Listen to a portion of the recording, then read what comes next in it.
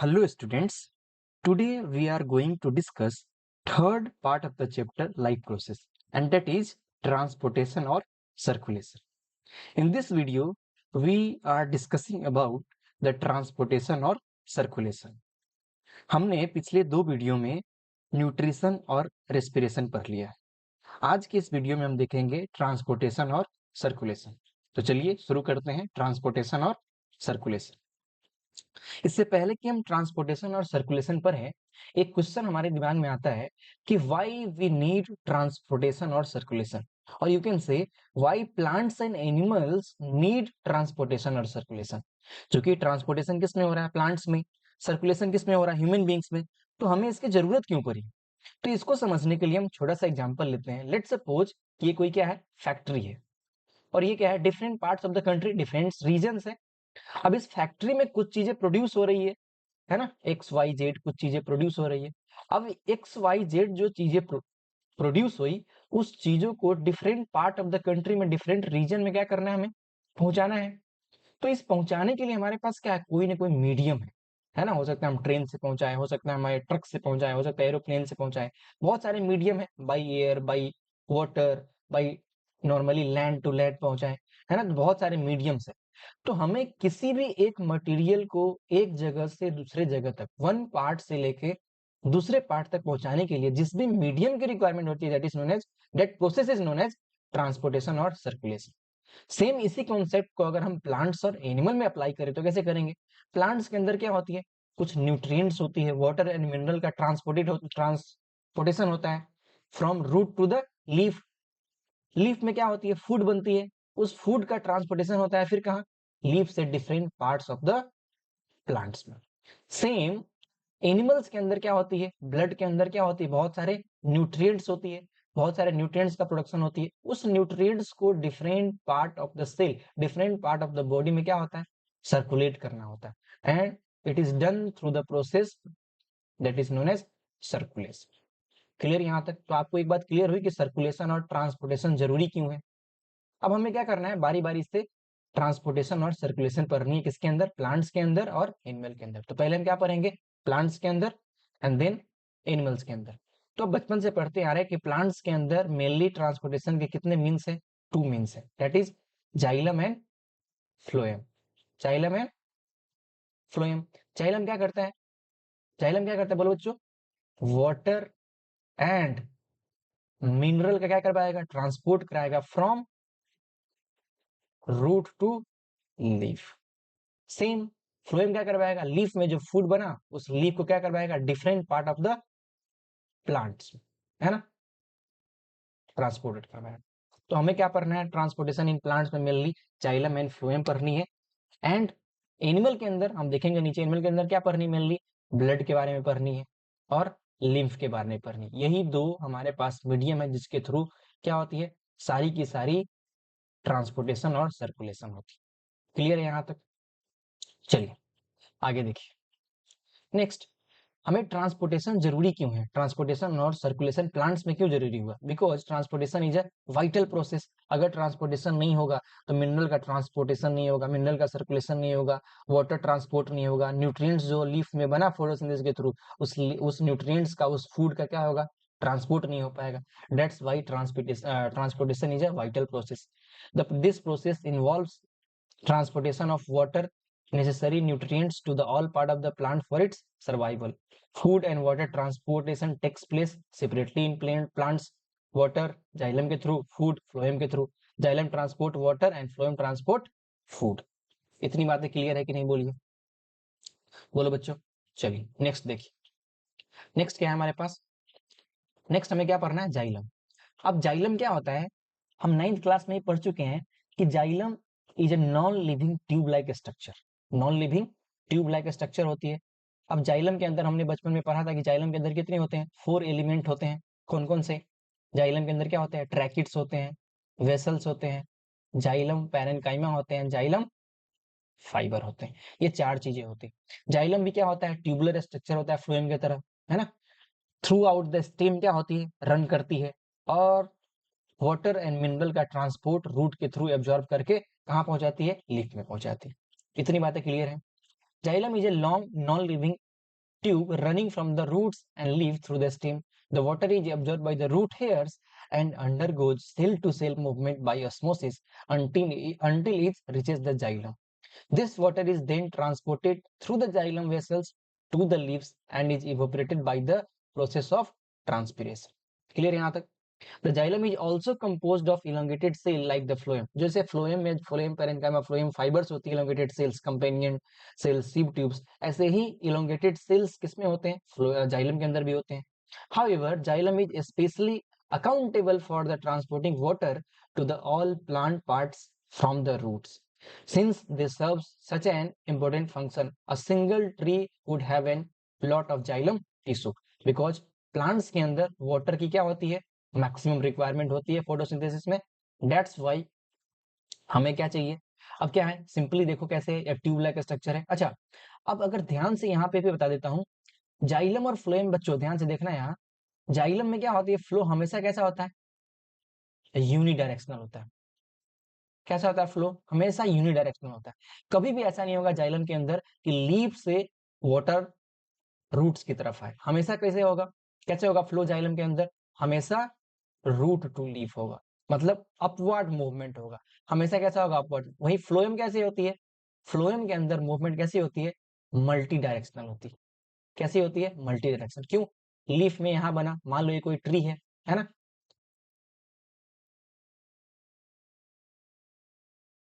ये कोई ट्री है.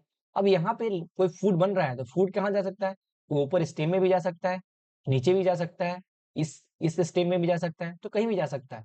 यहाँ का बना हुआ फूड, इस लीफ में बना हुआ फूड प्लांट के किसी भी पार्ट में जा सकता है. बट यहाँ पे जो रूट्स हैं, उस रूट से वाटर एब्जॉर्ब होने के बाद कहाँ मूव करेगा, केवल और केवल अपवर्ड मूव करेगा. क्लियर है इतनी बातें. चलिए, है ना. तो ये क्या लिखा है यहाँ पे, वन वे फ्लो होता है, वाटर मिनरल का फ्लो हो रहा है ना. एंड वॉल नहीं होती है इसके अंदर, है ना.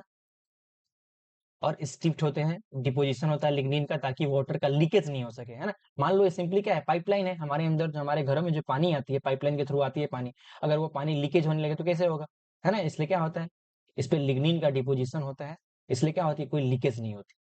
नेक्स्ट जो हमारे पास कंड्यूट्स है, नेक्स्ट जो हमारे पास ट्रांसपोर्टिंग चैनल है, that is phloem. The phloem is responsible for the translocation of nutrients, xylem water के लिए और फ्लोएम फूड के लिए.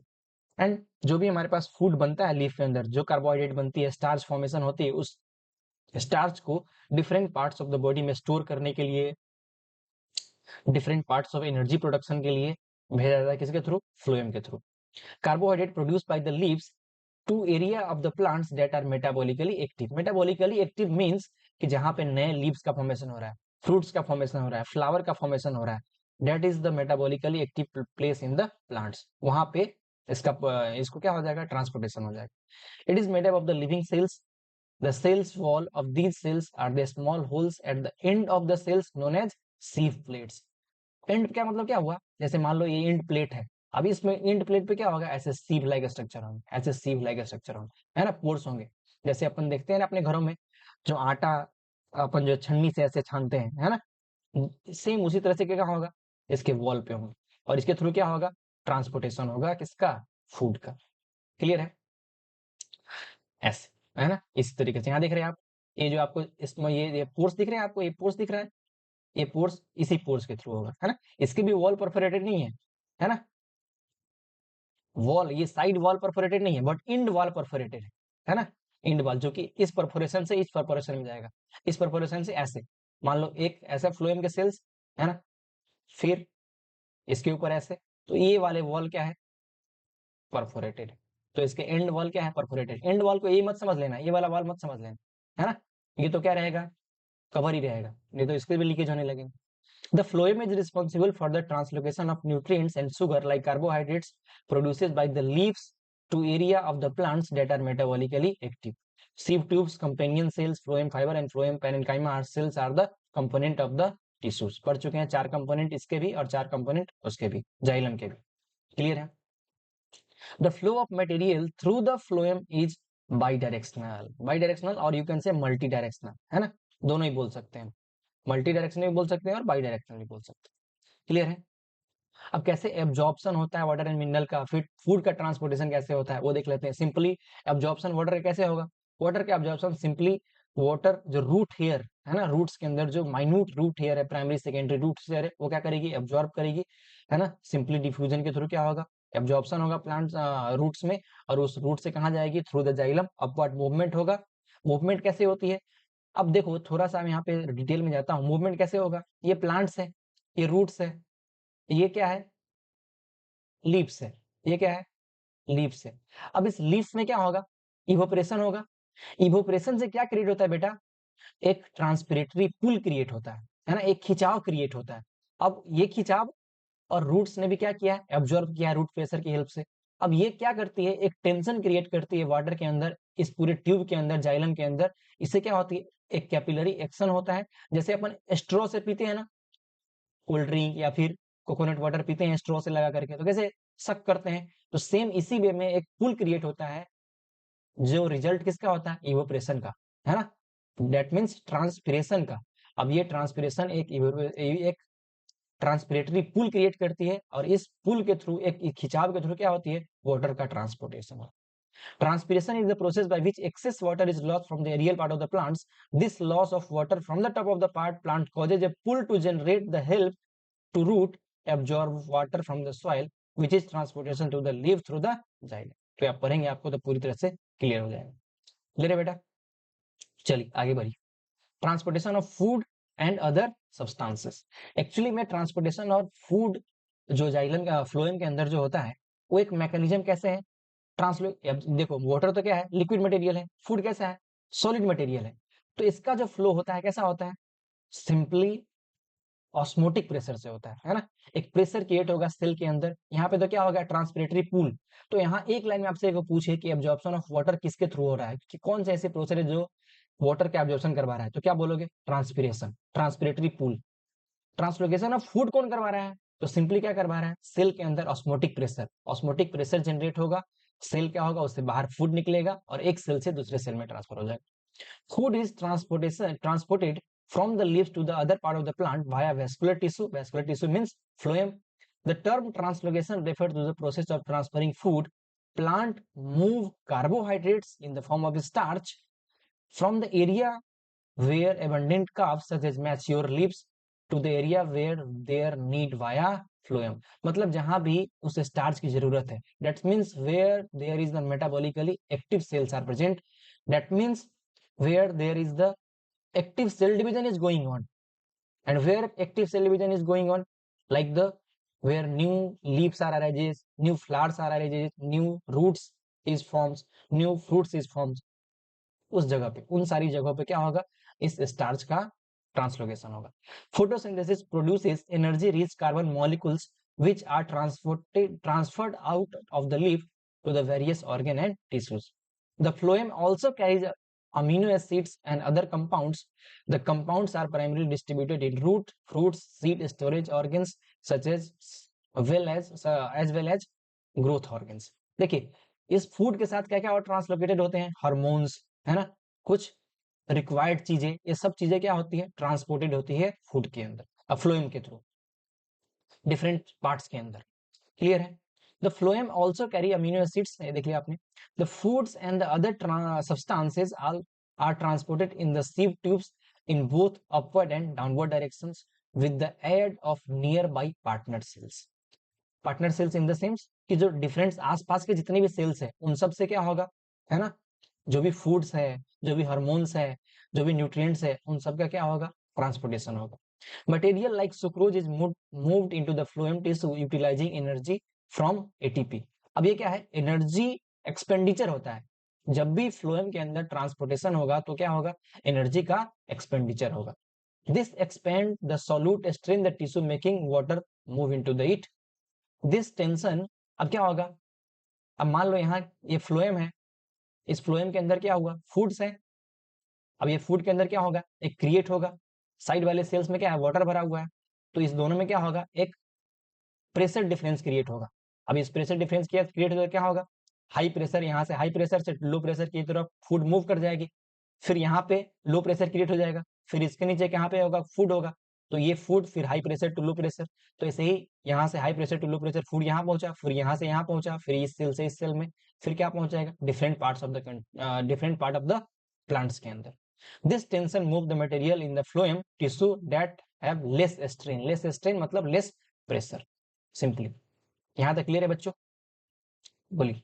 तो ये सारी की सारी प्रोसेस क्या होती है प्लांट्स के अंदर होती है, दो तरीके से, जाइलम एंड फ्लोएम के अंदर। तो आपको सिंपली दो बातें ध्यान रखनी है, प्लांट्स के अंदर जाइलम के अंदर वाटर का और फ्लोएम के अंदर फूड का ट्रांसलोकेशन होगा। इसका वाटर का और मिनरल का कैसा होगा? यूनिडायरेक्शनल होगा। मेन रीजन क्या है इसका फ्लो होने का? क्या है? ट्रांसपिरेशन, या फिर यूं बोल सकते हैं ट्रांसपिरेटरी पूल। फ्लोएम के अंदर कैसे किसका ट्रांसपोलेशन होगा? फूड का, हार्मोन्स का, डिफरेंट न्यूट्रिएंट्स का, है ना। मेन इसका रीजन क्या है? मेन इसका रीजन क्या है? मेन इसका रीजन है ऑस्मोटिक प्रेशर, टर्गर प्रेशर, है ना, या फिर यूं बोल सकते हैं आप प्रेशर डिफरेंस, है ना, pressure difference among the between the neighbour cells, neighbour cells, है ना। आसपास के सेल्स में क्या होगा? प्रेशर डिफरेंस क्रिएट होगा, और प्रेशर डिफरेंस क्रिएट होगा तो high pressure to low pressure क्या होगा? फूड का मूवमेंट हो जाएगा। ये क्या है?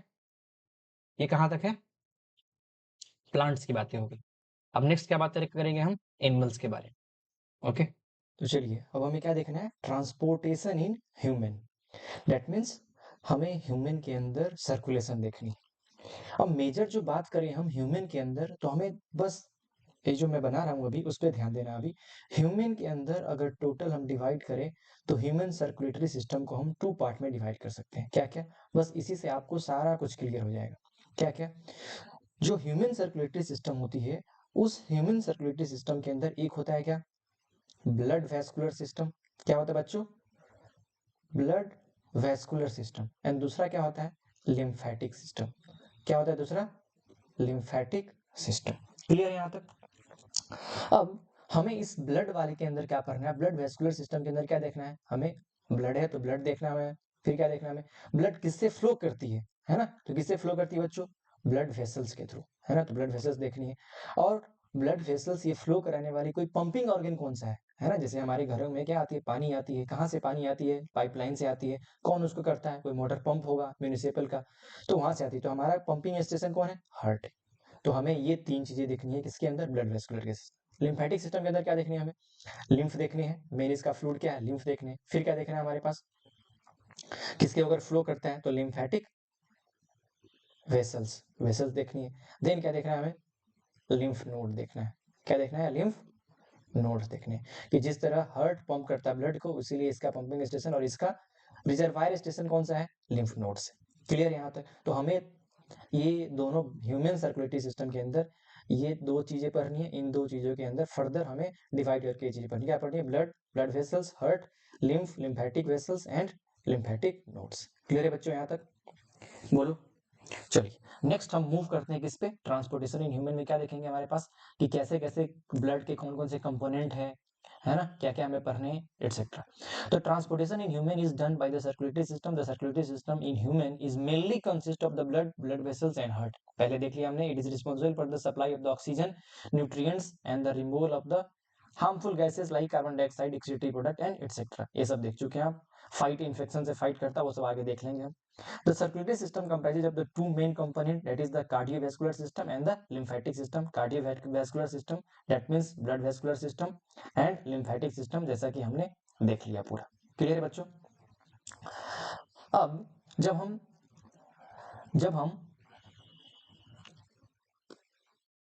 हम यहाँ पे देखेंगे तो हमें क्या दिखेगा कि our blood vascular system consist of the heart, blood vessels and blood, है ना। वो चीजें देख लिया हमें। जो क्या करेगा? ऑक्सीजनेटेड ब्लड पंप करेगा हमारे, है ना। हार्ट से पंप होकर कहाँ जाएगा? पूरी बॉडी में जाएगा through the different blood vessels like arteries, vein, capillaries and etcetera. तो blood vascular system comprises of the क्या क्या? Blood, heart and blood vessels. Clear है? अब ब्लड, फर्स्ट हमें क्या देखनी है? ब्लड देखनी है हमारे पास। तो फर्स्ट हम क्या देखते हैं? किसके बारे में डिस्कस करते हैं? ब्लड के बारे में। हमें इससे पहले ब्लड देखें, ब्लड के बारे में मैं 3 चीजें बता देती हूँ आपको क्लियर करके, उनसे आप सारे कुछ क्लियर कर लेंगे, है ना। थोड़ा सा इधर लिखता हूँ ताकि आपको दिख जाए पूरा। देखना जरा ध्यान से बच्चों। देखिए ब्लड, ब्लड के क्या होते हैं, 3 कंपोनेंट होते हैं, कौन कौन से, एक आरबीसी, एक डब्ल्यूबीसी और एक प्लेटलेट्स। आरबीसी को ही क्या बोलते हैं, एरिथ्रोसाइट बोलते हैं। क्या बोलते हैं बच्चों, एरिथ्रोसाइट। डब्ल्यूबीसी को क्या बोलते हैं, ल्यूकोसाइट। ल्यूको वर्ड का मतलब ही क्या होता है, व्हाइट, है ना, तो leukocytes, red blood cells, white blood cells, erythro मतलब reds, leukocytes and that is thrombocyte, that is thrombocytes. Clear यहाँ तक। तो ये 3 चीजें हमें पढ़नी है, किसके बारे में, आरबीसी पढ़नी है, फिर डब्ल्यूबीसी पढ़ना है, फिर थ्रोम्बोसाइट्स पढ़ने हैं, एंड देन ल्यूकोसाइट्स और डब्ल्यूबीसी पढ़ने हैं, है ना, ये 3 चीजें हमें पढ़ने हैं। क्लियर है। चलिए देखिए क्या लिखा हुआ है, the vascular system also called circulatory system is made up of the vessels that carry the blood and lymph throughout the body. The artery and the veins carry blood throughout the body, delivering oxygen, nutrients to the body tissue and taking away tissue waste matters. Clear है. Blood is the body fluid connective tissues and it form a vital part of the human circulatory system. The main function is to circulate nutrients, hormones, minerals and other essential component of the different parts of the body. Blood flows to the specific sets of the pathway called the blood vessels. है ना, किस pumping station से, pumping station कौन है, कौन pump करेगा, तो heart is the pumping station. Blood cells, blood plasma, proteins and minerals components such as sodium, potassium and calcium constitute the human blood. अब जब हम ब्लड की बात करेंगे तो ब्लड के अंदर क्या हमने देखा, अब पूरी की पूरी मैं आपको एक चार्ट बनाकर दिखाता हूँ, यहाँ पे वैसे बना हुआ है ना, फिर भी एक बार देख लेते हैं. देखिए ब्लड के अंदर क्या होता है, 2 कंपोनेंट होते हैं, प्लाज्मा और फॉर्म्ड एलिमेंट, और इसको क्या बोलते हैं, cellular component. Plasma component is approximately account for the 50 to 55%, है ना, 50 से 55% क्या होते हैं, प्लाज्मा होते हैं. प्लाज्मा के अंदर क्या होती है, मेनली वाटर होती है 90 to 92%. कुछ प्रोटीन्स होती है जैसे एल्ब्यूमिन, ग्लोब्यूलिन्स एंड फाइब्रिनोजेंस, है ना, ब्लड प्रोटीन्स, एल्ब्यूमिन, ग्लोब्यूलिन्स, फाइब्रिनोजेंस जो ब्लड क्लॉटिंग में हेल्प करेगा, अनदर 1% होती है ना. फॉर्म्ड एलिमेंट्स और यू कैन से cellular component comprises 40 to 45% and that will includes RBC, WBC and platelets, erythrocytes, leukocytes and thrombocytes as we mentioned earlier, red blood cells, white blood cells and platelets. Clear है बच्चों यहाँ तक. तो blood is the body fluid connective tissue, पढ़ चुके हैं 9th class में हम की जो कनेक्टिव टिश्यू के अंदर होते थे बहुत सारे सॉलिड कनेक्टिव टिश्यू, है ना, फ्लूइड कनेक्टिव टिश्यू, उसके अंदर एक कनेक्टिव टिश्यू क्या है, ब्लड है. It forms a vital part of the human circulatory system. Its main function is to circulate nutrients, hormones, minerals, and other essential components of the different part of the body. Blood flows through the special set of the pathway called blood vessels. Clear है. तो main जो component है हमारे पास क्या है, उसका सबसे first वाला liquid component that is the plasma. Plasma is the fluid part of the body, ध्यान रखना बेटा, क्या है, fluid part of the body called plasma. It makeup about the 50 to 55% of the total volume of the blood. Plasma is the yellowish liquid, contains water, protein, nutrients, hormones, waste product and other substance necessary for the proportion functioning of the body, proper functioning of the body. Plasma contain about 90% of water. The remaining 10% consists of the various proteins including albumins, देख चुके नीचे, globulins and fibrinogen, as well as hormones, enzyme, vitamins, minerals and waste product, है ना. Red blood cells, white blood cells and platelets are the immersed in the liquid called plasma, है ना. अब इस plasma के अलावा क्या हमें पास मिलेगा, फॉर्म्ड एलिमेंट्स, ये वाला formed elements that will contains red blood cells, white blood cells and platelets. Clear है. चलिए आगे देखिए. नेक्स्ट हमें क्या देखना है, आरबीसी के बारे में, रेड ब्लड सेल के बारे में. अच्छा, जब भी हमें रेड ब्लड सेल्स हमारे दिमाग में आता है तो हम कहीं ना कहीं किससे कंपेयर करते हैं, हीमोग्लोबिन से. बट रेड ब्लड हीमोग्लोबिन क्या है, हीमोग्लोबिन पार्ट है रेड ब्लड सेल का. रेड ब्लड सेल्स के अंदर एक पिगमेंट्स होता है जिसके अंदर वो रेड देखती है, that is haemoglobin. RBC is not haemoglobin, है ना. तो हम जनरली क्या आरबीसी को हीमोग्लोबिन से कंपेयर कर देते हैं और उसी को ही समझ बैठते हैं, बट ऐसा नहीं. Red blood cells also known as erythrocytes are most abundant cell in our body, है ना.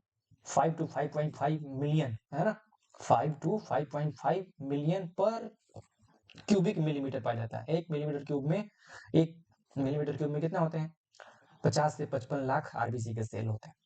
Hemoglobin is a protein that bind with the oxygen molecules that give blood its characteristics red color, है ना। तो blood के अंदर RBC के अंदर क्या होती है, एक पिगमेंट होती है हीमोग्लोबिन, जो कि क्या बनाती है, ब्लड को रेड बनाती है ना। किसके अंदर, मैमल्स के अंदर, बर्ड्स के अंदर, ह्यूमंस के अंदर etcetera. They are disc shaped, है ना, और you can say biconcave, approximately 7.5 micrometre in diameter. ये इंपॉर्टेंट नहीं है बट, है ना, बाई कनकेव शेप की होती है और कैसा होती है, ई न्यूक्लिएट होती है ना, ये ध्यान रखना बहुत इंपॉर्टेंट है। आरबीसी में क्या होती है, मैच्योर आरबीसी में क्या होता है, न्यूक्लियस एब्सेंट होते हैं। क्या होते हैं, न्यूक्लियस एब्सेंट होते हैं बच्चों, है ना। एक और होता है क्या, मैच्योर सीव ट्यूब एलिमेंट्स और मैच्योर आरबीसी, इसके अंदर क्या होती है, न्यूक्लियस एब्सेंट होती है। Red blood cells have a thin flexible membrane that allow them to change the shape as they move through the narrow blood vessels, है ना। उसकी जो सरफेस होती है कैसी होती है, फ्लेक्सिबल होती है, तो अगर किसी नैरो पाइपलाइन से, नैरो वेसल से फ्लो हो तो वो अपना चेंज कर सकती है shape. RBC the biconcave cell increases their surface. अच्छा देखो, बाइकनकेव का मतलब कैसा, ऐसा हो जाएगा बाइकनकेव, तो ये होगा तो क्या होगा, इसकी जो सरफेस एरिया क्या हो जाएगी, ज्यादा हो जाएगी। अगर इसकी सरफेस एरिया ज्यादा होगी तो क्या हो जाएगा, अपने ऊपर ज्यादा से ज्यादा हीमोग्लोबिन क्या कर सकता है, ये बाइंड कर सकता है। ज्यादा से ज्यादा ऑक्सीजन मॉलिक्यूल्स क्या होंगे, बाइंड होंगे, तो हमारे ब्लड में क्या हो जाएगी, ऑक्सीजन की कमी नहीं होगी। That's why their surface is biconcave. और दूसरा, इसके अंदर क्या होती है, न्यूक्लियस नहीं होती है, तो न्यूक्लियस नहीं होती क्या होगा, ज्यादा से ज्यादा हीमोग्लोबिन के मॉलिक्यूल होगी, ज्यादा हीमोग्लोबिन के मॉलिक्यूल्स होगी तो क्या होगी, मोर ऑक्सीजन बाइंड होगी। आरबीसी सेल का जो लाइफ स्पेन होता है कितने होता है, 120 डेज का होता है, अप्रोक्सीमेटली 3 मंथ का होता है। After this they are removed from the circulation and broken down by the spleen and liver. That's why spleen is also known as the graveyard of RBC, है ना, क्योंकि यहाँ जाके क्या होते हैं, स्प्लीन आरबीसी मर जाते हैं, है ना, डेड कर जाते हैं यहाँ पे। ग्रेवयार्ड ऑफ आरबीसी आपसे कोई पूछे तो क्या बोलोगे, स्प्लीन, है ना। New red blood cells are continuously produces in the bone marrow, है ना। नए रेड ब्लड सेल्स आरबीसी कहाँ फॉर्म होते हैं, बोन मैरो में, जो बोन के अंदर होती है। Factors that can affect the production and lifespan of red blood cells are iron deficiency, है ना, because जो हीम प्रोटीन होती है, हीम, है ना, उसका जो ये जो हीमोग्लोबिन है that is made up of, है ना, थोड़ा ऊपर बता देता हूँ आप लोगों को, हीम प्लस ग्लोबिन। तो ये ग्लोबिन वाला पार्ट क्या है, प्रोटीन है, और ये क्या है, प्रोस्थेटिक ग्रुप है ना। हीम एक प्रोस्थेटिक ग्रुप होता है जो कि मेनली इसमें जो एक पिगमेंट, एक कंपोनेंट होता है, क्या होता है, आयरन का होता है। तो अगर आयरन की डिफिशियंसी होगी तो क्या होगा, हीमोग्लोबिन की डिफिशियंसी भी डायरेक्टली हो सकती है। विटामिन डिफिशियंसी से हो सकती है, certain disease such as sickle cell anaemia, है ना, नॉर्मल एनीमिया, ये सबसे भी हीमोग्लोबिन की डिफिशियंसी और आरबीसी की डिफिशियंसी हो सकती है। Maintaining a healthy diet rich in iron, vitamins and other nutrients is essential for the production of healthy red blood cells. Clear है बच्चों, यहाँ तक आरबीसी का मामला क्लियर है। देखो ऐसा होता है आरबीसी का, देख रहे हो यहाँ पे, ये देख रहे हो, ऐसा ही शेप का होता है। इस पे क्या होगा, बाइंड होंगे, हीमोग्लोबिन के मॉलिक्यूल होंगे, इसमें ऑक्सीजन बाइंड होंगे और ये डिफरेंट रीजन तक पहुंचेंगे। नेक्स्ट क्या है, white blood cells. White blood sales generally क्या होती है, 8000 टू 9000, 8000 टू 9000 पर क्यूबिक मिलीमीटर, पर क्यूबिक मिलीमीटर होती है, पर सीसी होती है ना, ब्लड के अंदर। अब व्हाइट ब्लड सेल्स में अगर देखेंगे हमारे पास, तो टोटल 5 टाइप के सेल्स होते हैं। कितने होते हैं, टोटल 5 टाइप के सेल्स होते हैं। कौन कौन से होते हैं, first one is the neutrophil. क्या होते हैं, फर्स्ट न्यूट्रोफिल, नीचे दिया हुआ है, नीचे देख सकते हैं हम, है ना, यहाँ देख सकते हैं। फर्स्ट क्या है, neutrophil, then lymphocytes, then basophils, then eosinophil, then monocytes, है ना। 5 टाइप के इसके पास क्या होते हैं, सेल्स होते हैं, जिसके डिफरेंट डिफरेंट फंक्शन होते हैं। क्या क्या फंक्शन होते हैं वो अभी देखेंगे, थोड़ा थोड़ा हम देखेंगे इसके बारे में, है ना। पहले हम देख लेते हैं व्हाइट ब्लड सेल्स का एज ए होल क्या फंक्शन है। तो मेनली जो व्हाइट ब्लड सेल्स क्या करती है, हमारे लिए, हमारे ब्लड के लिए, हमारे बॉडी के लिए क्या तैयार करती है, आर्मी तैयार करती है। और आर्मी हमारे जो देश पे खड़े होते हैं जवान, ऐसे तो बंदूक लेके खड़े नहीं होते, बस उसी के जैसे खड़े होते हैं in the form of producing antibodies. हमारे शरीर के अंदर डब्ल्यूबीसी का मेन काम क्या होता है, एंटीबॉडी प्रोड्यूस करना। क्या प्रोड्यूस करना होता है, एंटीबॉडीज, है ना। और एंटीबॉडीज क्या है, एक तरीके से हमारी बॉडी के लिए क्या है, आर्मी है ना, सिक्योरिटी मैन है। क्योंकि इसके बिना क्या हो सकता है, अगर ये नहीं रहे तो क्या हो, कोई भी फॉरेन बॉडी, कोई भी बैक्टीरिया, कोई भी वायरस, कोई भी पैथोजन क्या कर सकता है, हमारी बॉडी को अटैक कर सकता है। तो WBC are the major component, are the major source for the security of the our body, है ना। हमारी बॉडी के प्रोटेक्शन के लिए, protection from the germs, protection from the disease, सबसे रिक्वायर्ड चीजें क्या है, डिजीज क्या, WBC. White blood cells fight infections, protect us from the disease white blood cells WBC also fight against the germs and also foreign body which causes disease. WBC engulf the pathogens which causes disease, है ना, इसको क्या बोलते हैं, phagocytosis, पढ़ चुके हैं अपन, phagocytosis, है ना। पैथोजन क्या करेगा, निकल जाएगा, घोट जाएगा पूरा एकदम, खा पी के क्या करेगा, पचा देगा, मार देगा उसको। WBC सेल्स अगर ये सब चीजें प्रोड्यूस करेगा, एंटीबॉडी प्रोड्यूस करेगा अगेंस्ट, अगर जर्म के अगेंस्ट फाइट करेगा, तो क्या प्रोड्यूस कर रहा है, एक तरीके से हमारी बॉडी के लिए इम्यूनिटी प्रोड्यूस कर रहा है। क्या प्रोड्यूस कर रहा है, इम्यूनिटी। तो white blood cells provide immunity to the human body and making antibodies to fight against infection. White blood cells are produced in the bone marrow and are involved in the body's immune response, infections and diseases.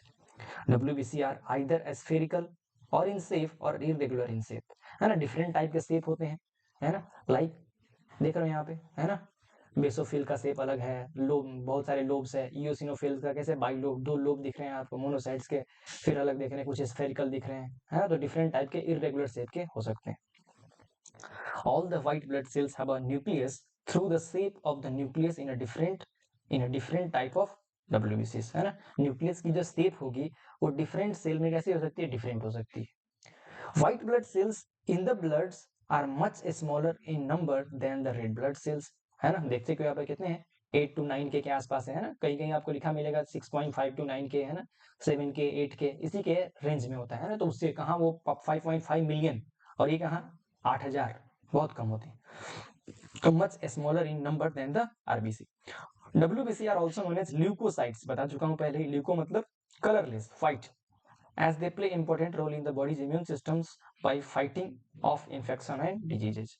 Unlike red blood cells, WBCs, white blood cells are have a nucleus and do not contain hemoglobin. एक ऐसी होती है colourless होती है, कोई haemoglobin नहीं होती है और न्यूक्लियस प्रेजेंट होती है। आरबीसी में क्या था, न्यूक्लियस एब्सेंट था। तो कभी भी आपसे डिफरेंस भी पूछे आरबीसी और डब्ल्यूबीसी में तो आप कर सकते हैं, क्लियर कर सकते हैं, क्लियर है। The number and type of white blood cells can vary depending upon the various factors such as gender, age, healthy status, etc. है ना। अब ये जो इतने सारे देख रहे हैं आप, है ना, यहाँ पे ये जो पांचों टाइप के सेल देख रहे हैं, इन पांचों टाइप के सेल्स की जो नंबर और जो कंडीशन होती है वो वेरी कर सकती है ना। फॉर एग्जाम्पल ईओसिनोफिल क्या होती है, एलर्जी के लिए रिस्पॉन्सिबल होती है ना, एलर्जी कंडीशन में होती है, तो ये अगर एलर्जी होगा तो क्या होगा, इसकी नंबर क्या होती है, बढ़ जाएगी। बेसोफिल क्या करती है, इसमें भी जब एलर्जिक कंडीशन हो, हिस्टामिन और सेरोटोनिन सीक्रेट करता है, तो उस कंडीशन में बढ़ सकती है। न्यूट्रोफिल, मोनोसाइट्स, ये सब क्या करती है, फैगोसाइटोसिस करती है। एंड मेन जो एंटीबॉडी प्रोड्यूस करती है, मेन जो इम्यूनिटी प्रोवाइड करती है, वो कौन करती है, लिम्फोसाइट करती है ना। मेन एंटीबॉडी प्रोडक्शन, है ना, कौन करेगी, लिम्फोसाइट्स करेगी। मोनोसाइट्स, न्यूट्रोफिल का काम क्या होता है, फैगोसाइटोसिस करना, फॉरेन बॉडी क्या करेगा, किल करेगा। इओसिनोफिल एलर्जिक रिएक्शन, एलर्जिक में। बेसोफिल क्या करती है, हिस्टामिन सेरोटोनिन रिलीज करती है ना, मास्ट सेल से, है ना। आप 9th के अंदर टिश्यूज के अंदर देखा होगा मास्ट सेल्स, उससे क्या रिलीज करती है, हिस्टामिन और serotonin, histamine and serotonin mast cell से, क्लियर है। Next and last one is the platelets, है ना, सबको पता है platelets is also known as thrombocytes, है ना, पहले ही बता चुका हूं। इसका जो मेजर फंक्शन होता है किसमें होता है, किसमें होता है बच्चों, ब्लड के क्लॉटिंग में, है ना। जब भी कुछ भी हमारे बॉडी में कोई भी वियर एंड टीयर हो, है ना, तो क्या हो जाएगा, हमारी स्किन कट जाएगी या फिर कोई भी ऑर्गन डैमेज हो जाए तो उस समय अगर कंटिन्यूअस ब्लीडिंग होती रहे तो क्या हो जाएगा, हमें नुकसान हो सकता है। इसलिए ये जो सेल्स होती है प्लेटलेट्स, जिसके अंदर फाइब्रिनोजन प्रोटीन होती है, वो क्या करती है, ब्लड को क्लॉट कर देती है। They have tiny fragments of the special cells circulate in the bloods. Platelets do not have nucleus, इसके अंदर भी क्या होती है, न्यूक्लियस नहीं होती है। Platelets play a critical role in the process of blood clotting which is necessary to prevent excessive bleeding after an injury. Platelets are produced in the bone marrow, have a life span of approximately 7 to 10 days, है ना। एक disease होती है, आपने सबको कभी न कभी हुआ होगा, डेंगू, है ना। डेंगू के अंदर क्या होता है बेटा, इसी की कमी हो जाती है, अचानक से इसका नंबर क्या करने होने लगता है, गिरने लगता है, इसका नंबर डाउन होने लगता है, प्लेटलेट्स का नंबर, है ना। Platelets are constantly being produced and removed from the circulation, ensuring that there are always enough platelets available to responding an injury. Certain medical condition can affect the production of function of the platelets such as thrombocytopenia, मतलब low platelet count, और thrombocythaemia that is the high platelet count. दोनों ही condition क्या है, medical condition है। चलिए next क्या करना है हमें, अब ये तीनों कंपोनेंट देखने के बाद हमें मेजर क्या देखना है कि फंक्शन ऑफ ब्लड की फंक्शन क्या है। तो मेजर अगर आपसे कोई पूछे कि ब्लड का फंक्शन क्या है तो क्या करेगा, न्यूट्रिएंट्स का और रेस्पिरेटरी गैसेस का ट्रांसलोकेशन करेगा, ट्रांसपोर्टेशन करेगा, सर्कुलेशन करेगा, वेस्ट प्रोडक्ट का भी साथ साथ करेगा, है ना जी। जो भी वेस्ट प्रोडक्ट हम जो रिलीज करते हैं, जो भी वेस्ट प्रोडक्ट CO2 गैसेस के अलावा, वो ब्लड में ही जाता है, ब्लड से फिल्टर होकर फिर क्या होगा, यूरिन और फीकस के थ्रू बाहर आ जाएगा। एक तो हम पढ़ चुके हैं डाइजेस्टिव सिस्टम में, और एक यूरिन वाला पार्ट, लिक्विड वाला पार्ट क्या होगा, ब्लड ही ट्रांसपोर्ट करेगा। डिफेंस अगेंस्ट द इन्फेक्शंस है ना, पढ़ चुके हैं। Transportation of the hormone and enzymes, है ना। हीट एंड टेम्परेचर कंट्रोल, है ना, इस पे कोई ध्यान नहीं देता, बट ये भी क्या है, ब्लड का काम क्या होता है, एक बफर सोल्यूशन की तरह हीट और टेम्परेचर क्या करेगा, कंट्रोल करेगा। बफर सोल्यूशन कैसे, अगर पीएच ज्यादा हो जाए तो उसको मेंटेन करेगा, कम हो जाए तो भी क्या करेगा, मेंटेन करेगा, ब्लड क्लॉटिंग में हेल्प करेगा। क्लियर है, तो यहाँ तक क्या हो गया, ब्लड का हमने एक पार्ट डिस्कस कर लिया, ब्लड। नेक्स्ट क्या हमें देखना है, हार्ट के बारे में देखना है ना। चलिए अब हार्ट के बारे में देखें, इससे पहले थोड़ी सी हिस्ट्री बता देता हूँ आपको, है ना। हमारे हार्ट के अंदर कितनी होती है, हमारे हार्ट के अंदर कितनी होती है बेटा, हमारे हार्ट के अंदर कितनी होती है बेटा, 4 चेम्बर होती है। कितनी होती है, 4 चेम्बर। अब जब भी ऐसे ड्रॉ करो ना, तो एक तो ऐसे ड्रॉ कर लो, है ना, ये तो बाद में डायग्राम ड्रॉ करना, बाद ऐसे ड्रॉ कर लो, दैट इज द। अब इसे राइट साइड लिखें तो यहाँ क्या लिखेंगे, लेफ्ट ऑरिकल, ऊपर में क्या लिखेंगे, राइट एट्रियम, नीचे left ventricle, right ventricle. Clear है, लेफ्ट ऑरिकल और लेफ्ट वेंट्रिकल के बीच में क्या होती है, बाइकस्पिड वाल्व होती है। क्या होती है, बाइकस्पिड वाल्व। यहाँ क्या होती है, ट्राइकस्पिड वाल्व होती है। बस एज ए वाल्व मतलब इसके बीच में छेद है ना, यहाँ से ब्लड फ्लो करेगा। क्लियर है, यहाँ पे ऊपर क्या है, हार्ट है, यहाँ पे क्या है, ऑर्गन है, वो अभी भी समझाऊंगा मैं, बट तो हमारे पास क्या है, 4 चेम्बर हार्ट है। कितने बच्चों, हमारे हार्ट में कितने चेम्बर है, 4 चेम्बर है। बट सारे लिविंग ऑर्गेनिज्म के अंदर कोई जरूरी नहीं है कि 4 चेम्बर हार्ट, है ना। किसी में क्या होता है, 2 चेम्बर होती है, किसी में क्या होती है, 3 चेम्बर होती है, किसी में क्या होती है, 4 चेम्बर हार्ट होती है। 2 चेम्बर किसमें होती है बेटा, फिशेस के अंदर क्या होती है, 2 चेम्बर हार्ट होती है। 3 चेम्बर हार्ट कितनी होती है, एम्फीबियंस के अंदर, यानी फ्रॉग के अंदर, जितने भी एम्फीबियंस होते हैं उसमें क्या होती है, 3 चेम्बर हार्ट होती है। रेप्टाइल्स के अंदर क्या होती है ना, छिपकली, ये सब के अंदर क्या होती है, 3 चेम्बर हार्ट होती है। एक्सेप्ट एक रेप्टाइल ऐसा है जिसके अंदर 4 चेम्बर होती है, that is the crocodile, that is the crocodile. Crocodile के अंदर बेटा क्या होती है, 4 चेम्बर हार्ट होती है। और बाकी जो बच गए, जितने मैमल्स बच गए, है जितने ह्यूमंस, है ना, कैट, एनिमल्स जितने होगा, सब में कितने होते हैं, 4 चेम्बर हार्ट होती है। क्लियर है बेटा, यहाँ ध्यान से देखो तो क्या तुम्हें मिलेगा, ये बड़ा सा चेम्बर नीचे वाला, that is the left ventricle, right ventricle, right atrium and left atrium. Clear है, यहाँ से इतनी सारी बातें क्लियर है, ये सब जानने की जरूरत नहीं है इतना, बट ये चारों तुम्हें क्या रखना है, ध्यान रखना है ना। इधर के तो देखो क्या है, ये वेना कावा है ना, तुम्हें मिलेगा तो फिर superior vena cava, inferior vena cava. तो इसमें तुम्हें 4 चीजें ध्यान रखनी है, left ventricle, left atrium, right atrium and right ventricle. Clear है बच्चों यहाँ तक, चलिए। हार्ट का स्ट्रक्चर कोई पूछे तो कैसा बोलोगे, क्लोज फिस्ट लाइक स्ट्रक्चर बोलोगे, है ना, बंद मुट्ठी के जैसा स्ट्रक्चर बोलोगे, है ना, बंद मुट्ठी के जैसा स्ट्रक्चर ऐसा होता है ना, बंद मुट्ठी के जैसा स्ट्रक्चर, है ना। सिंपली ऐसा ड्रॉ करोगे तो तुम्हें दिखेगा ऐसा, बंद मुट्ठी के जैसा स्ट्रक्चर, क्लोज फिस्ट, है ना, क्लिंच्ड फिस्ट जैसा। कहाँ होती है, स्टर्नम हमारी चेस्ट होती है, चेस्ट के जस्ट नीचे होती है। It pumps blood all through the body, possesses called circulation. Apart from the heart, the blood vessels and blood as a unit constitute the cardiovascular system or blood vascular system. Clear है बच्चों, है ना। तो हमने क्या देख लिया अभी, हार्ट देख लिया, ब्लड देख लिया, और क्या देख लिया,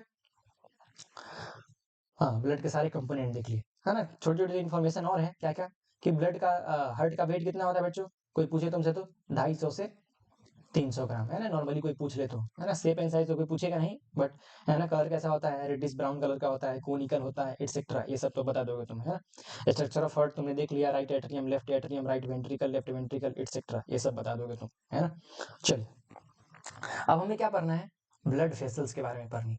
मेजर जो हमारे अंदर है ना, मेजर जो हमारे अंदर, ये सब पढ़ चुके हो, बता दिया मैंने, है ना। क्लेंस फिस्ट के साइज होता है, ह्यूमन हार्ट, एटसेट्रा।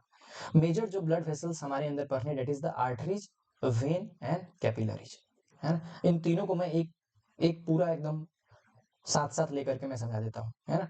तीनों ही क्या है, ट्रांसपोर्टिंग चैनल्स है ना, बट तीनों में कुछ मेजर डिफरेंसेस है ना।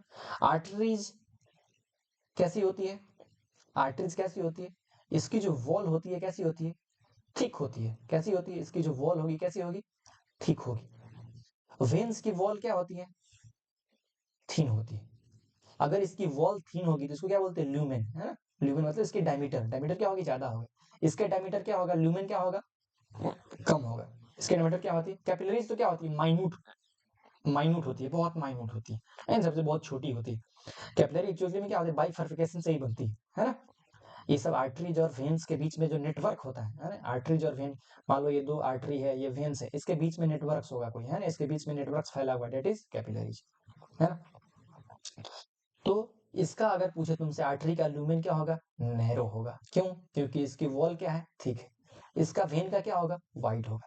जनरली आर्टरीज क्या होती है, आर्टरी डीप होती है, बॉडी के अंदर डीप सिचुएशन होती है, आप इसको फील नहीं कर सकते, है ना, छू नहीं सकते, बट वेन को टच कर सकते हैं, फील कर सकते हैं। तो जितने भी तुम अपने वेन प्रोमिनेंट होती है बॉडी में, वो सब देख पा रहे हो, जो भी चीजें देखते हो क्या वेन है, न कि आर्टरीज है ना। आर्टरी के अंदर प्रेशर क्या होता है, ज्यादा होता है। आर्टरी के अंदर क्या होता है, प्रेशर ज्यादा होता है। तो अगर आर्टरी में इंजरी हुई, आर्टरी कटी, तो मुश्किल है उसके ब्लड फ्लो को रोकना। वेन्स में क्या होती है, प्रेशर कम होती है, प्रेशर क्या होती है, कम होती है ना। इसलिए जब, है ना, ऐसे कुछ लोग ऐसे कुछ भी अगर, तो आर्टरीज जो अगर इंजरी होती है, आर्टरी की इंजरी, तो उस कंडीशन में क्या होगी बच्चों, उस कंडीशन में, आर्टरी की इंजरी की कंडीशंस में सीवियर हो सकती है ना, तुम्हें मेडिकल इमरजेंसी की कंडीशन आ सकती है। क्लियर है, चलिए।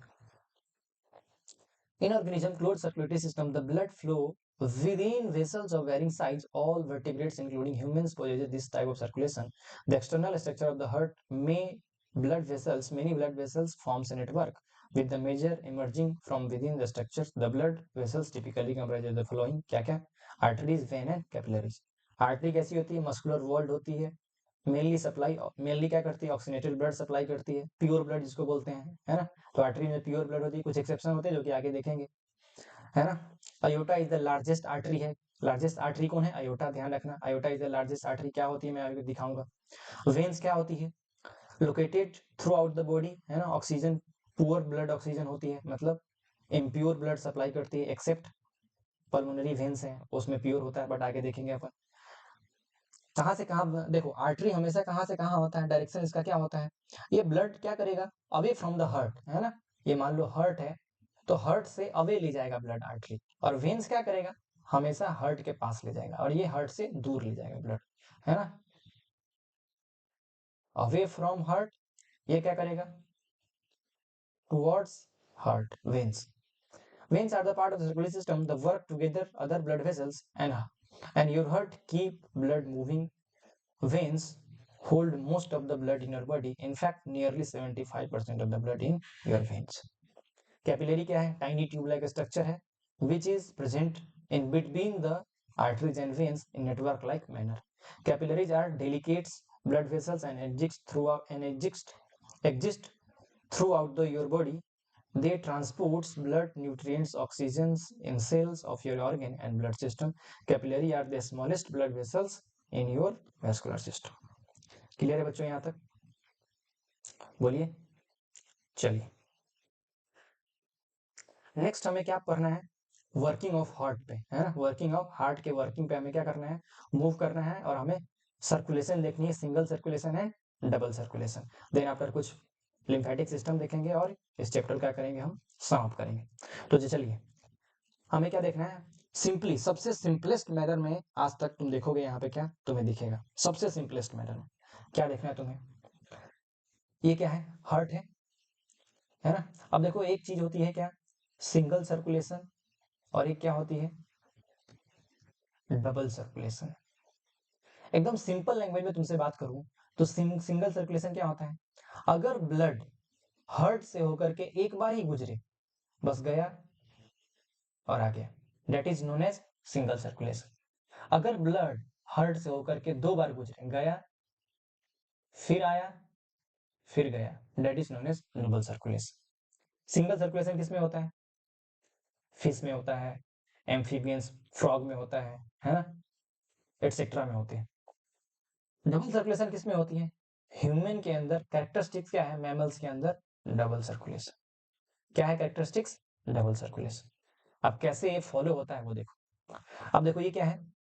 हार्ट है, लेफ्ट एट्रियम, सॉरी इस यहाँ पे गलत लिखा है इसने, क्या है? Left ventricle. क्या होगा बेटा ये?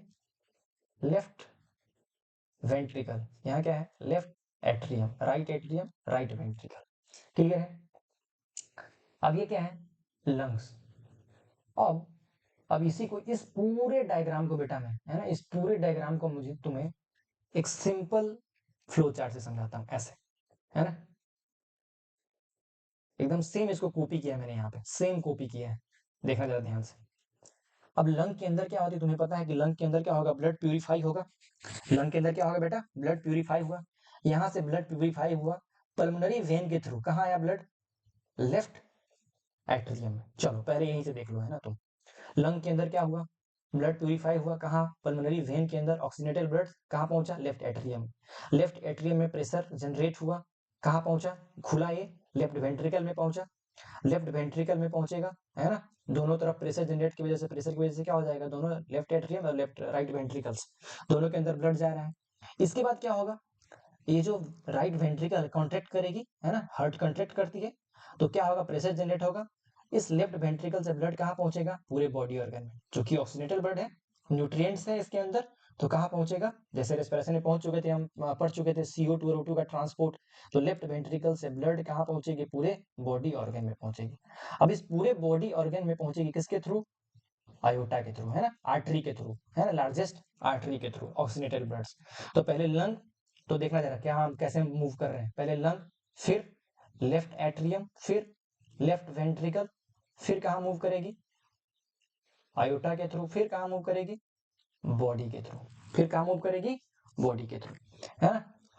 फिर यहाँ इस बॉडी से कहाँ मूव करेगी? राइट एट्रियम में, किसके थ्रू? वेना कावा के थ्रू। इस बॉडी से कहाँ मूव करेगी? राइट एट्रियम में, through vena cava, through vena cava. तो इस बॉडी से कहाँ मूव करेगी? राइट एट्रियम में, थ्रू वेना कावा। अब दो टाइप के वेना कावा होते हैं बच्चों, दो टाइप के वेना कावा होता है, कौन कौन से? सुपीरियर वेना कावा और इंफीरियर वेना कावा। सुपीरियर और इंफीरियर वेना कावा। इंफीरियर नीचे की तरफ होगा, सुपीरियर ऊपर की तरफ होगा, है ना। तो इस वेना कावा से कहाँ मूव किया? इस वेना कावा से कहाँ मूव किया blood? Body organs vena cava के थ्रू कहाँ मूव किया? Right atrium. राइट एट्रियम से फिर कहाँ आएगा? राइट वेंट्रिकल से, और इस राइट वेंट्रिकल से फिर ब्लड पंप होगा थ्रू पल्मोनरी आर्टरी, कहाँ पहुंचेगा? लंग के अंदर। और ये क्या हो गया? Double circulation. तो ब्लड देखो, ब्लड कितनी बार गुजरा इस हार्ट से? दो बार गुजरा, एक बार यहाँ और फिर ब्लड कहाँ गुजरा? इस बार। तो दोनों चेंबर में एक एक बार गया। That means that's why this type of circulation is known as double circulation. Clear है? अब ध्यान से देखो यहाँ पे, तो मैंने बोला था कि आर्टरी के अंदर जनरली क्या होती है? प्योर ब्लड सप्लाई होती है। प्योर मतलब ऑक्सीजनेटेड ब्लड। बट यहाँ पे pulmonary artery is the exception. यहाँ पे क्या होती है? डीऑक्सीजनेटेड ब्लड सप्लाई होती है। वेन्स के अंदर क्या होती है? हमेशा डीऑक्सीजनेटेड ब्लड सप्लाई होती है, बट यहाँ पे क्या है? Oxygenated blood. तो ये दोनों क्या है? एक्सेप्शन है ना, तो ये ध्यान रखना। सेम यही चीज यहाँ पे दिखाया गया है, देखो जरा। लेफ्ट लंग से ब्लड कहाँ आया? लेफ्ट ऑरिकल्स में। ऑरिकल से कहाँ गया? वेंट्रिकल में। वेंट्रिकल से पंप हुआ ब्लड, कहाँ पहुंचा? लेफ्ट वेंट्रिकल्स में, है ना। लेफ्ट वेंट्रिकल से कहाँ पहुंचा ब्लड? एयोटा के थ्रू बॉडी में, पूरी बॉडी में यूज हुआ, है ना। फिर कहाँ पहुंचा? राइट ऑरिकल में, किसके थ्रू? वेना कावा के थ्रू। फिर राइट ऑरिकल से कहाँ पहुंचा? राइट वेंट्रिकल में। फिर राइट वेंट्रिकल से कहाँ पहुंचा बच्चों? पल्मोनरी आर्टरी के थ्रू होते हुए कहाँ पहुंचा? लंग्स में पहुंचा। ये जो नीचे वाली है पूरी, है ना, कहाँ से? लेफ्ट वेंट्रिकल से, एयोटा से लेकर के, बॉडी से लेकर के, फिर राइट एट्रियम, इसको बोलते हैं सिस्टेमिक सर्कुलेशन। सिस्टेमिक मतलब बॉडी से रिलेटेड सर्कुलेशन, और इसको बोलते हैं पल्मोनरी सर्कुलेशन। ये क्या है? लंग से रिलेटेड सर्कुलेशन है। कहाँ? Right ventricles, pulmonary artery, pulmonary veins and left auricles। फिर लेफ्ट वेंट्रिकल्स, आयोटा, बॉडी, है ना, ब्लड के टिश्यूज, बॉडी, वेना कावा और राइट एट्रियम। ये सब क्या है? Systemic circulation. तो कोई पूछ सकता है आपसे कि what is systemic circulation and what is pulmonary circulation. तो ये जो इन्वॉल्व है ये सारी चीजें, इसको बोलते हैं systemic circulation and that is pulmonary circulation. है ना, आया डबल सर्कुलेशन समझ में बढ़िया से, है ना। कभी भी नहीं समझ में तो क्या करोगे? सिंपली ये ड्रॉ करना ऐसे, है ना। तुम राइट हैंड से लिख रहे हो, जैसे इधर क्या लिखोगे? लेफ्ट, इधर क्या लिखोगे राइट। तो क्या है, ऊपर में क्या होती है एट्रिया, ऊपर में क्या होती है एट्रिया, नीचे क्या होती है वेंट्रिकल, नीचे क्या होती है वेंट्रिकल। यहाँ क्या बना दो लंग, यहाँ क्या बना दो बॉडी, है ना। यहाँ से क्या आएगी ब्लड, है ना, यहाँ से क्या आएगी ब्लड किसके थ्रू, पल्मोनरी वेन के थ्रू। फिर लेफ्ट वेंट्रिकल से जाएगी किसके थ्रू, किसके थ्रू बोलो, आयोटा के थ्रू। फिर बॉडी से कहाँ जाएगी, राइट एट्रियम किसके थ्रू, वेना कावा के थ्रू। फिर राइट वेंट्रिकल से कहाँ जाएगी, यहाँ जाएगी लंग किसके थ्रू, पल्मोनरी आर्टरी के थ्रू। क्लियर है बच्चों, ये सिंपली है ना, इतना डायग्राम अगर नहीं बनाओ तो सिंपली ये तो याद रखो ही रहो।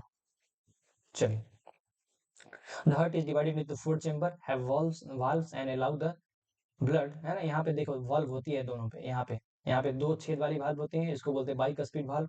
यहाँ पे क्या होती है ट्राइकस्पिड वाल्व, है ना, जिसके थ्रू क्या कर ब्लड पुअर डाउन होगी नीचे की तरफ। The upper two chamber with the relatively thin walls is called the atria and the lower two chamber that is the thick muscular wall that is called the ventricle। क्यों, क्योंकि इसको pump करना होता है, इसको जो क्या करना होता है, इस वाले को पंप करना होता है ना, कॉन्ट्रैक्ट करना होता है, इसलिए थिक होती है इसकी wall. The right atrium receive carbon dioxide rich blood from the various part of the body and is then moved to the right ventricle. Right ventricle pump blood to the lungs where carbon dioxide is removed and oxygen is absorbed, है ना। ये right ventricle यहाँ की बात कर रहे हैं, यहाँ से आएगा पूरा बॉडी से डीऑक्सीनेटेड ब्लड कहाँ आ जाएगा, राइट एट्रियम में, राइट एट्रियम से राइट वेंट्रिकल में, फिर ये पंप करेगा, फिर ये लंग के पास पहुंचेगा और यहाँ पे क्या हो जाएगा ब्लड का प्यूरिफिकेशन हो जाएगा, है ना। यहाँ से प्यूरिफाइड ब्लड क्या हो जाएगी, लेफ्ट ऑरिकल में आएगी, लेफ्ट ऑरिकल से लेफ्ट वेंट्रिकल में आएगी, फिर वेंट्रिकल पंप करेगा लेफ्ट, फिर पूरे बॉडी को भेज देगा। चूंकि ये प्योर ब्लड है, ऑक्सीडेटेड है, तो ऑक्सीजन कंज्यूम हो जाएगा और फिर यहाँ से डीऑक्सीनेटेड ब्लड और इम्प्योर ब्लड चला जाएगा। क्लियर है, ये सारी बातें यही लिखी हुई है, ये सारी कुछ। डबल सर्कुलेशन मैंने समझा दिया। In human heart blood passes through the heart twice in one cardiac cycle. Cardiac cycle क्या होता है बेटा, है ना, कार्डियक साइकिल क्या होता है ना। 1 मिनट में वन कार्डियक साइकिल्स में क्या होती है, करीब करीब 0.18 सेकेंड का क्या होती है एक कार्डियक साइकिल होती है ना। इसमें ब्लड क्या करती है पूरी की पूरी, एक बार कॉन्ट्रैक्ट और एक बार रिलैक्स हो जाती है ना। उस पूरे साइकिल को बोलते हैं कार्डियक साइकिल बोलते हैं, है ना। करीब करीब हमारे 1 मिनट में कितनी बार हमारी जो हार्ट बीट करती है, 72 टाइम करती है ना। तो 0.8 60 इंटू 0. है ना, 60 सेकेंड्स के अंदर 0.8 से करोगे तो कितनी बार होगा टोटल, करीब करीब 72 टाइम के आसपास आएगा आपको। This type of circulation is called double circulation. इसके बारे में आप 11th में पढ़ेंगे डिटेल में। One complete heart beat which is all the chamber of the heart contract and relax is called cardiac cycle, है ना। तो एक बार कॉन्ट्रैक्ट और एक बार रिलैक्स, दोनों ही चेंबर, है ना, आर्टरी और ventricle. Heart beats about 72 time per minute in a normal adults.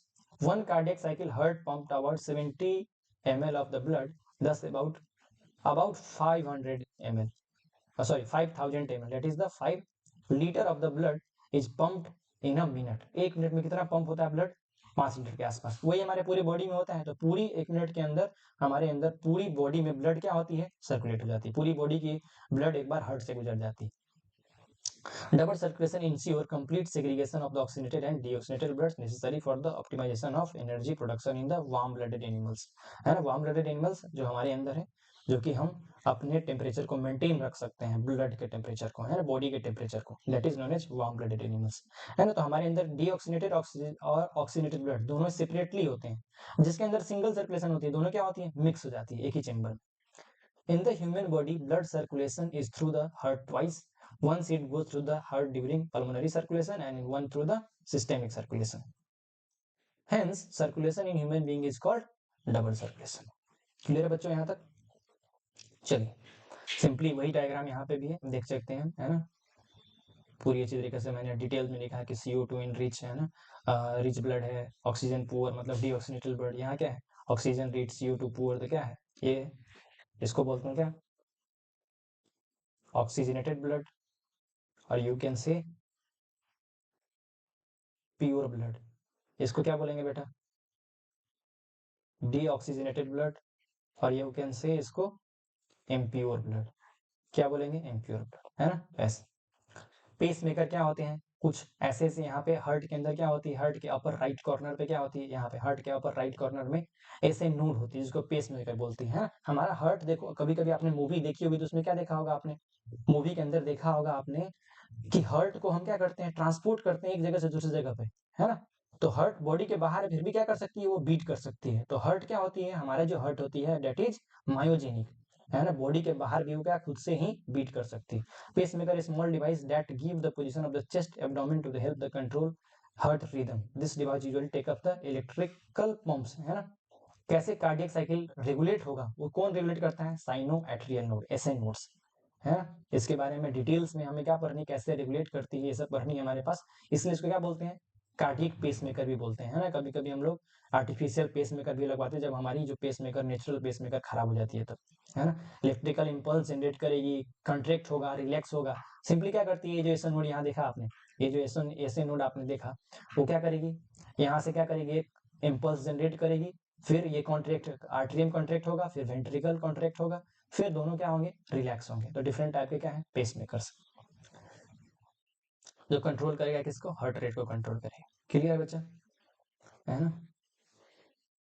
ये सब पेसमेकर हमारे अंदर है, डुअल चेंबर के अंदर यहाँ पे पेसमेकर्स होते हैं, है ना। ये वायर आपने देखा होगा।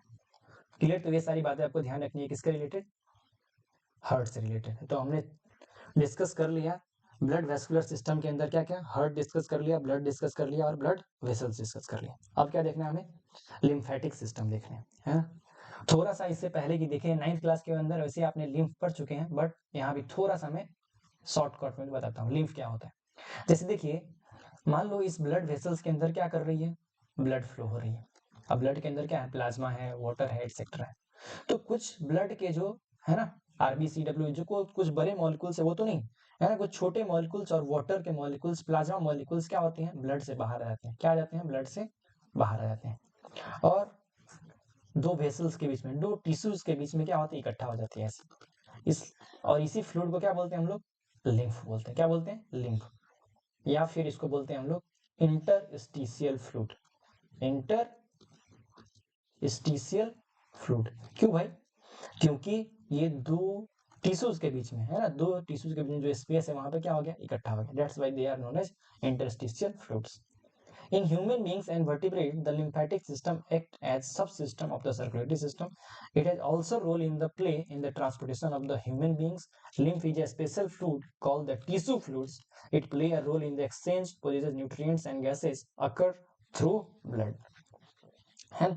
तो ये एक क्या है, एक तरीके से एक्सेसिव फ्लूइड है जो कि डिफ्यूज आउट हो गया, किससे, ब्लड कैपिलरी से। कैपिलरी से क्या हो गया, डिफ्यूज आउट हो गया और दो टिश्यू के बीच में इकट्ठा हो गया, that is known as lymph. Any excess fluid remaining in the cells or tissue is collected by the lymph and drained into the veins which carry blood. अब ये ब्लड का क्या हो जाएगा, अब ये तो फिर कैपिलरी में जाएगा नहीं, तो इसके लिए अलग से सिस्टम बनी है जिसको बोलते हैं लिम्फेटिक सिस्टम। लिम्फेटिक सिस्टम करेगा क्या एक्चुअली में, ये जो भूला भटका जितने भी फ्लूइड बाहर आ गए थे इन सबको ड्रेन करेगा, इन सबको इकट्ठा करेगा और फिर से कैपिलरी में डाल देगा, है ना। बस यही काम है लिम्फेटिक सिस्टम का। तो एक्चुअली में सारा काम ब्लड जैसा ही करेगा, है ना, ऑक्सीजन, कार्बन डाइऑक्साइड, न्यूट्रिएंट का सप्लाई करेगा। बट इसके अंदर क्या है, लिम्फ के अंदर कोई हीमोग्लोबिन नहीं है, कोई ऐसा आरबीसी नहीं है ना, कुछ अमाउंट्स में कुछ सम डब्ल्यूबीसी है, कुछ प्लाज्मा है, कुछ वाटर है, बस यही इसका composition. It help in the transportation of the clean fluids back to the blood.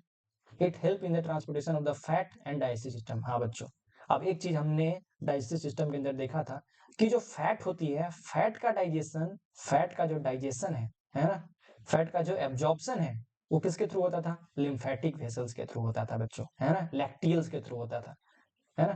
तो वो फैट के डाइजेशन में लिम्फेटिक सिस्टम एक मेजर रोल प्ले करती है। It help in the maintaining normal blood volumes, है ना। कहीं भी अगर ब्लड के अंदर क्या हो जाए, कुछ वाटर की कमी हो जाए, कुछ अदर न्यूट्रिएंट्स की कमी हो जाए तो क्या करेगा, लिम्फेटिक सिस्टम उसको पूरा करेगा। इट हैज लिम्फोसाइट डब्ल्यूबीसी, है ना, कुछ डब्ल्यूबीसी होते हैं lymphocytes which fight against the germs and bacteria by producing antibodies. Serves as the middle man between the blood and body, है ना, मिडिल मैन की तरह क्या करता है, ये सर्व करता है। Lymph is a colourless fluid containing specialised lymphocytes, WBC होती है, कुछ वाटर होती है, कुछ प्रोटीन्स होती है। Lymph also transport nutritions, hormones, nutrients, hormones and other substance in the lacteals, है किसकी बात कर रहे हैं, डाइजेस्टिव सिस्टम की। Intestinal villi fats are absorb by the lymph, है ना। तो हमें क्या पढ़ना है, लिम्फ नोड्स देखना था, लिम्फ देखना था और लिम्फ वेसल्स देखना था, है ना। तो लिम्फ हमने देख लिया, lymph vessels simply blood vessel की तरह होता है। लिम्फ और lymphatic vessels are the fine tubes carrying the lymphatic fluids, white blood cells all through the lymphatic systems. They are physically similar to the blood vessels. After lymph vessels bring lymph to a lymph node and efferent lymph vessels carry lymph from away from the lymph nodes. Actually में जो hurt था ना कि different efferent मतलब क्या होता है लाने वाली लिम्फ, और इफरेंट मतलब क्या होता है ले जाने वाली, और ये लिम्फ नोड क्या हो गया बीच में हर्ट जैसा होगा पंपिंग स्टेशन। तो सारी एफरेंट वेसल्स जो है लिम्फ क्या करेगी लिम्फ नोड तक लाएगी, और फिर यहाँ से क्या हो जाएगी है ना, यहाँ से चेकिंग होने के बाद क्या कहाँ चला जाएगा एफरेंट वेसल्स, जिसको क्या करेगी फिर से लिम्फ फिर से other parts of the body में ट्रांसपोर्ट कर देगी। अब ये लिम्फ नोड्स क्या होते हैं बच्चों, हमारे शरीर में हमारे बॉडी में डिफरेंट रीजन्स में क्या होती है लिम्फ नोड होती है। जैसे one of the example is हमारे, जब यहाँ देखोगे अपने जॉ के नीचे देखोगे तो क्या है टॉन्सिल्स होती है, क्या होती है टॉन्सिल, है ना, ये भी टाइप का क्या है लिम्फ नोड है। स्प्लीन भी क्या है टाइप का लिम्फ नोड है, और भी बहुत सारे स्मॉल इंटेस्टाइन के अंदर पेयर्स पैचेज हैं, है ना, बहुत बोन्स के पास बहुत सारे लिम्फ नोड्स हैं। बट ये तो मेजर आपको ध्यान रखनी, tonsils and spleens are the lymph nodes in the body, है ना। सिंपली जहाँ पे क्या होगा लिम्फ का क्या हो एक रिजर्वायर की तरह हो, है ना, एक चेकअप हो वहां पे, है ना, एक चेक पोस्ट है, that is known as lymph nodes. Clear है बच्चों यहाँ तक? तो मैंने आपको सारा कुछ डिस्कस कर दिया है किसके रिगार्डिंग, पूरा का पूरा सर्कुलेशन और ट्रांसपोर्टेशन रिगार्डिंग, है ना। इसके रिगार्डिंग कोई भी डाउट हो बच्चों तो प्लीज कमेंट कीजिए, है ना, उस पर फिर फर्दर वीडियो बना दूंगा, या फिर उससे रिलेटेड कोई भी डाउट हो तो उसको डिस्कस कर लेंगे अपन। क्लियर है बच्चों यहाँ तक? चलिए आज के लिए इतना काफी है, ठीक है, थैंक यू वेरी मच।